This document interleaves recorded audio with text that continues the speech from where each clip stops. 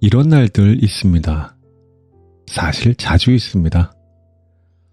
이유도 모르면서 자꾸 한숨이 나오는 날, 가슴이 쿵닥거리고 밤이면 잠들지 못하고 천정만 바라보게 되는 그런 날들 말이에요. 그런 날이면 우리는 이 감정에 이런 이름을 붙일 수 있습니다.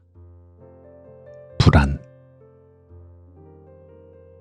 책 한 권이 있어요.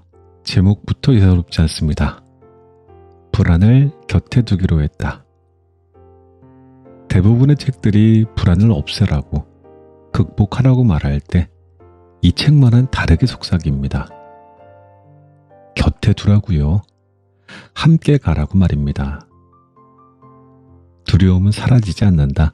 단지 그것과 함께 움직이는 법을 배워야 할 뿐. 이 문장을 읽었을 때 잠깐 멈칫했습니다. 오랫동안 제가 쫓아내려고 했던 거, 없애려고 발버둥 쳤던 그것이 사실은 제 그림자였음을 깨달았기 때문입니다. 그림자는 빛이 있는 한 사라지지 않지요. 그렇다면 차라리 그 그림자와 함께 걷는 법을 배워야 하지 않을까요? 책은 우리에게 말합니다. 불안을 줄이는 가장 확실한 방법은 불안해하는 그 일에 직접 부딪혀 보는 것이라고요. 불안의 원인을 모르면 두려울 수 있지만 불안의 원인을 알면 불안은 오히려 새로운 시작 버튼이 된다고요. 혹시 결과를 모른다는 불안감 때문에 행동을 멈추고 계신 건 아닙니까? 아니면 막연한 기대만으로 같은 실패를 반복하고 있지는 않으신지요? 떼어낼 수 없는 불안이라 보겠습니다. 아이고, 얼마나 많은 밤을 잠 못 이루며 보냈을까요? 얼마나 자주 나는 왜 이 모양일까 하고 자책했을까요? 그런데 저자는 도망치지 않았습니다. 그 불안 한가운데로 걸어 들어갔어요. 부딪히고 넘어지고 다시 일어서기를 반복했죠. 이 책이 특별한 이유는 저자의 그랬던 진솔한 경험에서 우러나오는 신뢰감 때문이었어요. 저자는 자신의 경험을 통해 깨달은 생생한 교훈들을 심리학적인 통찰로 씨줄과 날줄처럼 엮어냅니다. 심리학자 에릭 에릭슨은 중년을 생산성 대침체의 시기라고 불렀대요. 의미 있는 무언가를 남기지 못하면 우리는 침체에 빠졌다는 것이죠. 저자의 9번의 이직은 단순히 직장을 바꾸는 과정이 아니었습니다.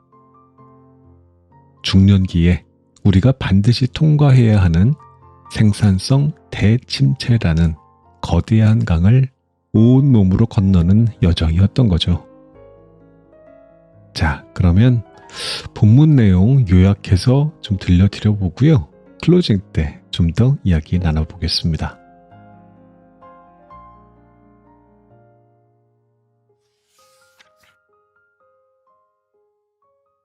프롤로그.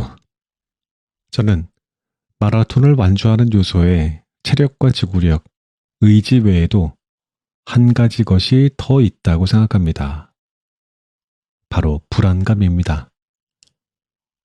모두가 아는 체력적인 요소나 정신무장은 필수 불가결이니 논외로 하고, 저는 여러분과 불안감에 대해서 이야기 나누고 싶습니다. 분명 대회를 준비하는 순간부터 불안은 시작됩니다. 과연 이번 대회에서 완주할 수 있을까? 기록은 괜찮을까? 걱정이 먼저 앞서죠. 연습할 때에도 생각만큼 기록이 나오지 않으면 더 불안해집니다. 한데 아이러니하게도 그 불안 덕분에 연습을 멈추지 않게 됩니다. 대회 당일 출발선에 서면 불안은 최고조에 달합니다.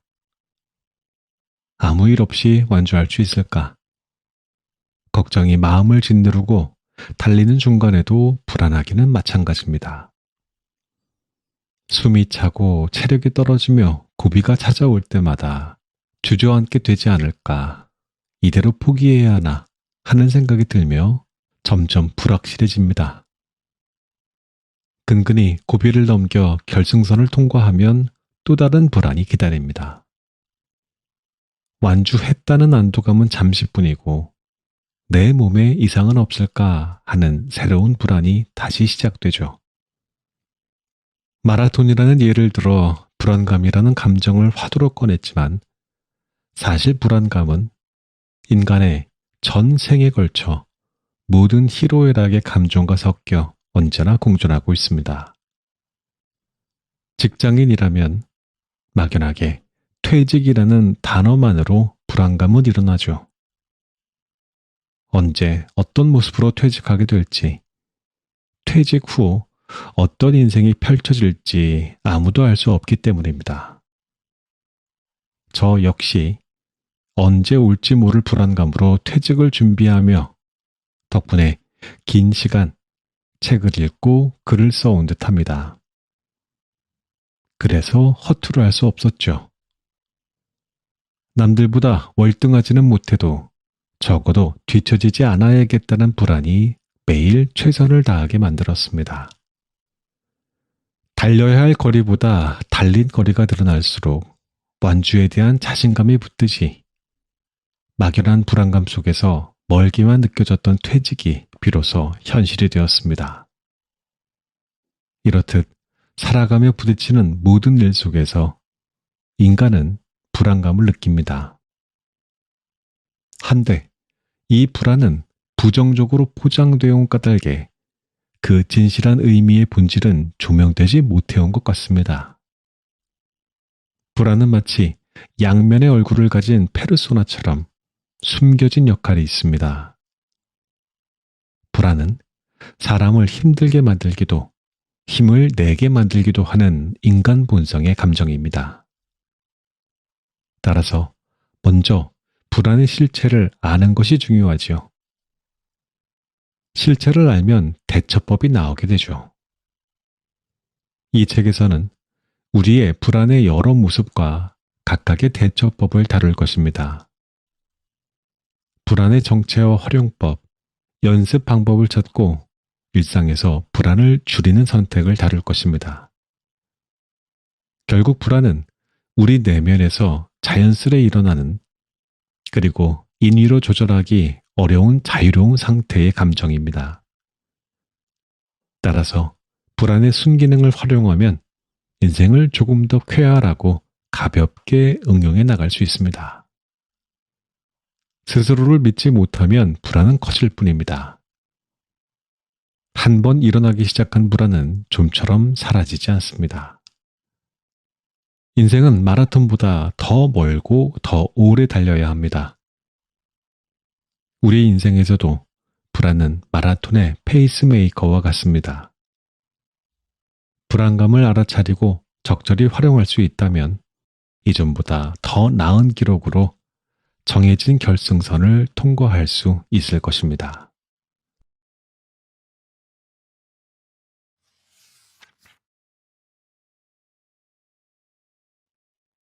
일부 불안. 너는 누구인가? 불안의 본질 이해하기. 우리는 흔히 불안을 부정적인 감정, 피하고 싶은 감정으로만 생각합니다. 하지만 불안의 정체를 제대로 알지 못하면 우리는 평생 보이지 않는 적과 싸우게 될 뿐입니다. 이 책의 일부는 바로 그 불안의 민낯을 제대로 들여다보는 것에서부터 시작합니다. 불안을 제대로 이해하는 것만으로도 우리는 이미 불안을 다룰 힘을 얻기 때문인 거죠. 우리는 불안이라는 단어를 너무 쉽게 씁니다. 요즘 좀 불안해. 마치 날씨 이야기를 하듯이 말이죠. 하지만 정작 불안이 무엇인지, 왜 생기는지 아는 사람은 많지 않습니다. 심리학자 칼 로저스는 불안을 현실의 나와 이상적인 나 사이의 간극에서 비롯된다고 말했어요. 지금의 내 모습이 만족스럽지 않을 때, 내가 원하는 모습과 현실이 너무 멀 때, 그 사이의 빈 공간에서 불안이 자라나는 거죠. 특히 퇴직을 앞둔 중년의 불안은 단순히 수입이 줄어들기 때문만은 아닙니다. 한때는 조직에서 중요한 역할을 하던 내가 이제는 무엇을 해야 할지 모르는 사람이 되었다는 역할 상실에서 오는 불안감이 훨씬 더 큰 거예요. 하고 싶은 일이 없는 게 아니라 내가 뭘 원하는지조차 모른다는 막막함이 우리를 더 불안하게 만드는 것이죠. 이 책은 이러한 불안을 끓는 냄비 속 개구리 비유를 통해 설명합니다. 서서히 뜨거워지는 물 속에서 위험을 감지하지 못하고 결국 죽게 되는 개구리처럼 우리도 불안이라는 신호를 무시하다가 더 큰 위기를 맞게 된다는 거죠. 대부분의 사람들은 현상 유지 편향에 빠져 있습니다. 지금 당장 월급이 나오고 그럭저럭 생활이 굴러가니까 마음 깊은 곳에서 울리는 불안의 경고음을 애써 외면하는 겁니다. 하지만 불안은 우리에게 보내는 강력한 변화의 신호예요. 이대로는 안 돼.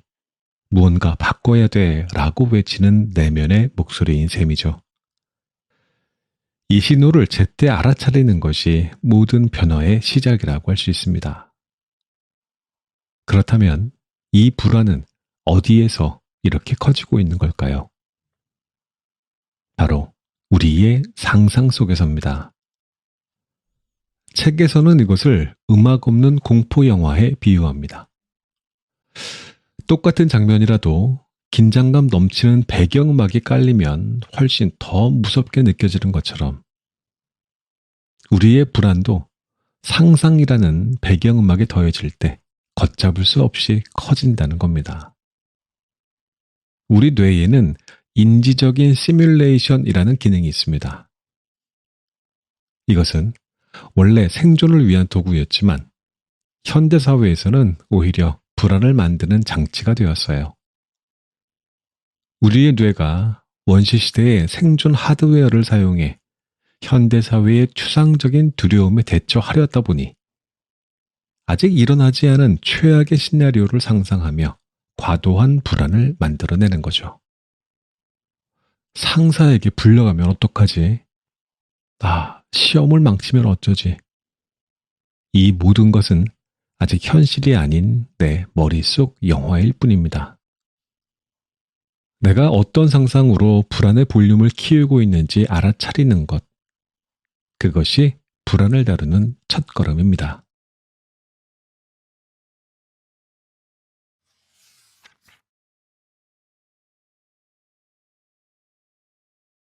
2부 무엇이 우리의 불안을 키우는가? 불안의 심화 요인 분석. 우리는 왜 유독 어떤 것들 앞에서 더 크게 불안할까요? 왜 어떤 사람들은 불안의 속수무책으로 압도당하는 걸까요? 여기에서는 바로 이 질문에 대한 답을 찾아가겠습니다. 불안을 악화시키는 우리 마음속 깊은 심리적인 요인들을 하나씩 보도록 하겠습니다. 그 핵심에는 바로 집착이 있습니다. 정신분석학자 존 볼비의 애착 이론에 따르면 인간은 자신에게 안전기지 역할을 해주는 대상에 대한 강한 애착을 형성합니다. 직장인에게는 꼬박꼬박 들어오는 월급이, 부모에게는 자식이, 우리 모두에게는 특정한 인간관계가 바로 그 안전기지가 됩니다. 문제는 이 안전기지를 잃을지도 모른다는 위험이 생길 때 불안이 커지고 그 불안은 다시 안전기지에 대한 집착을 강화하는 악순환을 만들어낸다는 것이죠. 저자 역시 9번이나 직장을 옮기면서도 계속 직장만을 고집했던 이유가 바로 이 두려움과 집착 때문이었다고 고백합니다. 여기에서 우리는 고통스러운 심리적인 함정을 발견하게 됩니다. 저자는 오히려 다른 선택지를 바라보는 것이 직장에 대한 집착을 더 키웠습니다 라고 말합니다. 안정적인 직장이라는 안전기지를 유지하지 못하면서도 그것을 잃을지도 모른다는 두려움 때문에 오히려 더 절박하게 매달리는 악순환이 반복된 것이죠. 물론 모든 집착이 나쁜 것은 아닙니다. 책은 건강한 집착과 병적인 집착을 명확히 구분합니다. 운동선수가 경기 전에 느끼는 불안은 더 나은 성과를 위한 집중으로 이어지고, 작가가 마감 앞에서 느끼는 불안은 글을 완성하는 에너지원이 됩니다. 이처럼 목표 지향적인 불안과 집착은 우리 삶에 꼭 필요한 긍정적인 긴장감입니다. 하지만 집착이 지나치면 강박장애, 불안장애, 회피 행동으로 이어질 수 있습니다. 중요한 것은 집착과 불안을 어디에 어떻게 사용하느냐입니다. 현실에 안주하려는 집착은 우리를 병들게 하지만 성장을 위한 집착은 우리를 앞으로 나아가게 합니다. 우리의 불안을 키우는 또 하나의 강력한 요인은 바로 우리 마음이 만드는 이야기입니다. 사회학자 로버트 머터는 이를 자기 충족적 예언이라고 불렀습니다. 우리가 어떤 일이 일어날 것이라고 굳게 믿고 그 믿음에 따라 행동하면 결국 그 일이 실제로 일어난다는 이론이죠. 우리 마음은 시시때때로 우리에게 속삭입니다. 네가 지금 이런 용기를 내면 가족 생계는 어떻게 할 건데? 그냥 살던 대로 살아. 적어도 월급으로는 적당히 살 수는 있잖아. 이런 부정적인 이야기에 귀를 기울이면 우리는 도전을 포기하고 현실에 주저앉게 됩니다. 하지만 마음은 때로 다른 이야기도 들려줍니다. 조금만 더 힘내보자. 이것보다 더한 고통도 이겨냈잖아. 결승선을 통과하는 너를 상상해봐. 이런 긍정적인 이야기에 집중하면 우리는 한계를 뛰어넘는 힘을 얻게 됩니다. 결국 나에게 힘이 되는 이야기를 쓸지, 나를 괴롭히는 이야기를 쓸지는 오직 우리 마음에 달려 있습니다. 내가 어떠한 이야기를 선택하느냐에 따라 불안의 크기는 완전히 달라지는 것이죠.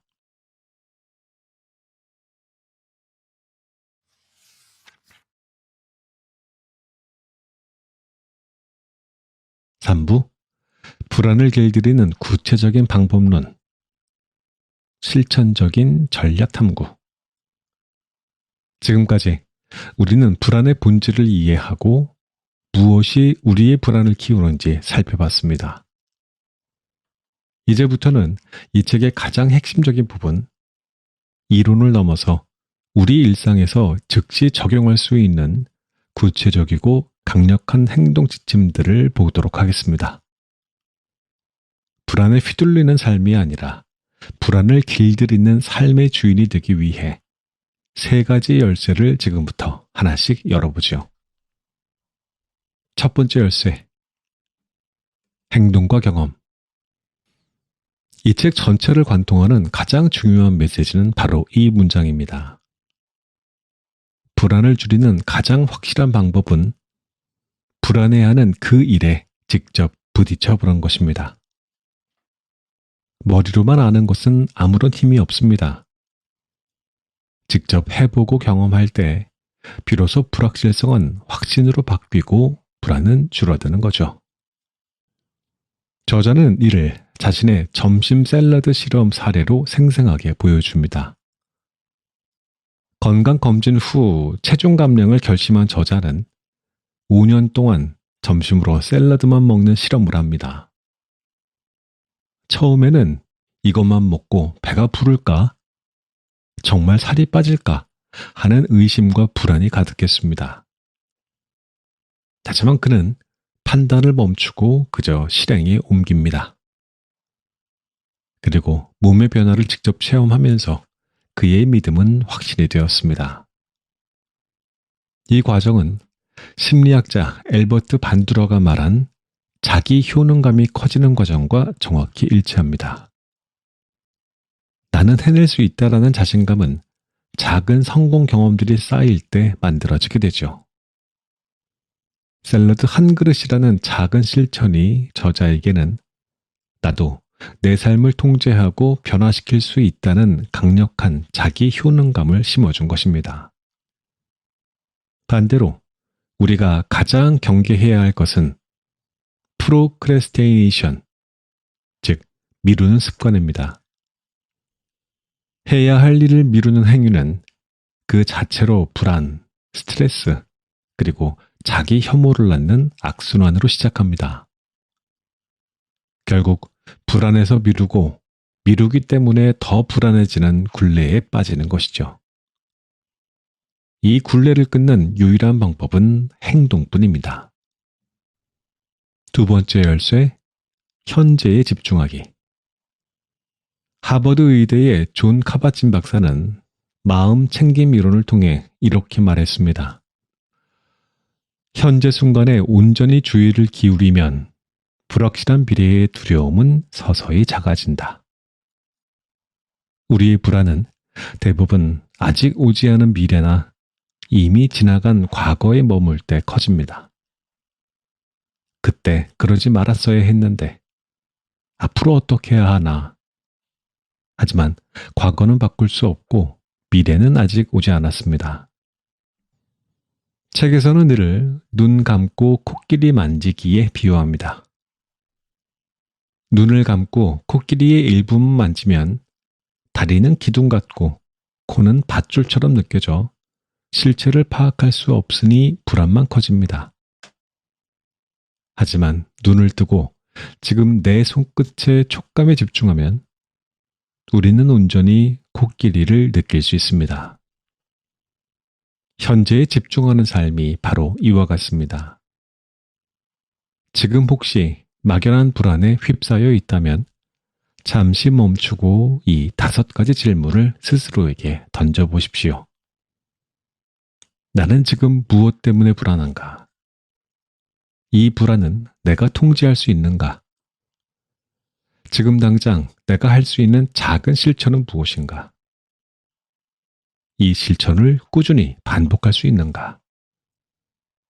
불안이 완전히 사라지지 않아도 내가 계속할 수 있는 이유는 무엇인가? 이 질문들은 흩어져 있던 불안을 명확하게 인식하고 우리를 지금 여기의 행동으로 이끌어주는 강력한 도구가 됩니다. 세 번째 열쇠, 통제 가능한 것에 집중하기. 시인 칼릴 제브라는 이렇게 말했습니다. 우리의 불안은 미래에 대해 생각하는 데서 비롯되는 게 아니라 미래를 통제하려는 데에서 시작한다.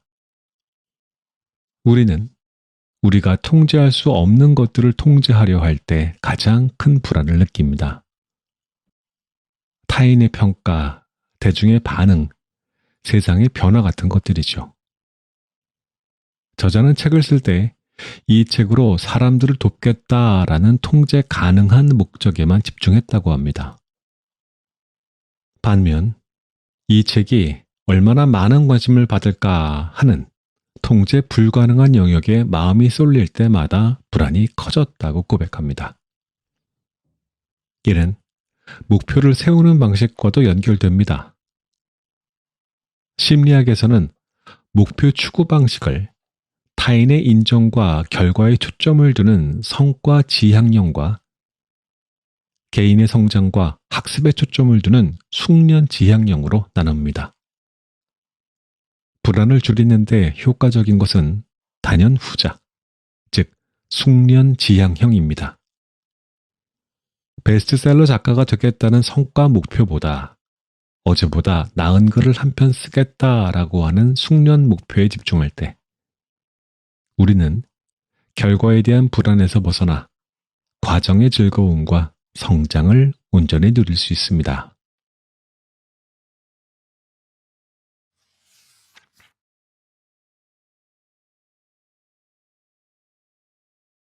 4부 나답게 살기 위한 삶의 기술, 관계, 건강, 일. 지금까지 배운 불안을 다루는 원칙들은 책상 위 이론으로만 남겨두면 아무 소용이 없습니다. 이제 이 지혜들을 우리 삶의 가장 구체적인 현장, 즉, 나 자신과의 관계, 나의 건강, 그리고 타인과의 관계에 적용하는 실용적인 기술들을 탐구해 볼 시간입니다. 주제 1. 나답게 살기. 자기 존중과 경계 설정. 혹시 둥글둥글하게 사는 게 좋은 거다라는 말을 믿고 계십니까? 저자는 이 말이 우리를 호구로 가는 지름길로 이끈다고 단호하게 말합니다. 거절하지 못하고 남에게 맞추기만 하는 착한 사람 콤플렉스는 결국 내 안에 불만과 불안을 차곡차곡 쌓는 일과 같습니다. 상담 심리학자 브레네 브라운 박사는 진짜 친절은 명확한 경계에서 나온다고 말했습니다. 내가 할 수 있는 것과 없는 것, 원하는 것과 원하지 않는 것을 명확히 하는 경계 설정이야말로 나를 지키고 건강한 관계를 맺는 첫걸음입니다. 이를 위해 가장 중요한 연습은 바로 NO라고 말하는 것입니다. 책에서는 나답게 살기 위한 구체적인 5가지 실천법을 제시합니다. 1단계, 자기 선언. 먼저 스스로에게 선언하십시오. 나는 지금까지 타인에게 맞추는 사람이었지만 앞으로는 내 기준을 존중하는 사람으로 살 것이다. 2단계, 거절 연습. 작은 것부터 거절하는 연습을 시작하는 겁니다. 이번에는 어려울 것 같습니다. 혹은 제 업무가 먼저라 시간이 없습니다. 와 같이 명확하고 단호하게 표현하십시오. 3단계, 기준 세우기. 나만의 기준을 만드는 거예요. 예를 들어, 내 시간을 먼저 존중한다. 감정적으로 불편한 부탁은 거절한다와 같은 기준들입니다. 4단계, 나를 먼저 바꾸기. 타인을 바꾸려고 애쓰지 마십시오. 내가 달라지면 나를 대하는 상대의 태도도 자연스럽게 달라집니다. 5단계, 꾸준히 반복하기. 한두 번의 실천으로 모든 것이 바뀌지는 않습니다.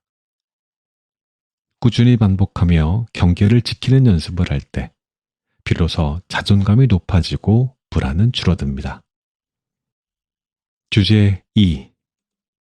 건강관리하기. 몸의 신호에 귀 기울이기. 저자는 건강검진 결과지를 받고 나서야 비로소 식단 관리를 시작했던 자신의 경험을 이야기하며 몸이 보내는 신호를 외면하는 것이 어떻게 삶의 근간을 흔드는 불안을 키우는지 생생하게 보여줍니다. 여기에서 핵심은 절제입니다. 음식을 절제하지 못할 때 우리 머릿속에서는 2개의 목소리가 끊임없이 싸우는 겁니다. 한쪽에서는 이렇게 먹으면 살이 찌겠지라고 경고를 하는데 다른 한쪽에서는 먹고 싶어, 이 정도는 괜찮아 라고 유혹을 하죠. 바로 이 끝없는 내적 갈등이 우리를 지치게 하고 결국 몸의 신호마저 무시하게 만드는 불안의 또 다른 얼굴이 됩니다. 저자는 말합니다. 변화를 체험해야 믿음이 신념이 되고 신념이 지속할 힘을 만든다. 머리로만 아는 건강 상식을 넘어 작은 실천을 통해 몸이 건강해지는 것을 직접 느껴야만 우리는 유혹을 이겨낼 힘을 얻고 건강에 대한 불안에서 벗어날 수 있습니다. 주제 3. 관계 맺기. give and take의 균형. 인간관계는 우리에게 가장 큰 기쁨을 주기도 하지만 그 불확실성 때문에 가장 큰 불안의 원인이 되기도 합니다. 이 책은 건강한 관계의 본질을 명확하게 정의합니다. 바로 give and take, 즉 주고받음의 균형입니다. 일방적으로 주기만 하거나 받기만 하는 관계는 결코 오래갈 수 없습니다. 또한 우리는 모든 관계가 영원할 것이라는 환상을 버려야 합니다. 관계에도 수명이 있습니다. 나이가 들고 가치관이 변하면 어울리는 사람도 달라지는 것이 당연한 거지요. 중요한 것은 지금의 나에게 맞는 사람, 나에게 긍정적인 영향을 주는 사람을 신중하게 선택하는 것입니다. 관계를 정리하고 나에게 잘 맞는 사람을 신중히 선택하는 것은 결코 이기적인 행동이 아닙니다. 오히려 그것은 내 안의 에너지를 고갈시키지 않고 소중한 사람들에게 더 따뜻하고 온전한 나를 선물하기 위한 가장 지혜로운 자기 돌봄이에요.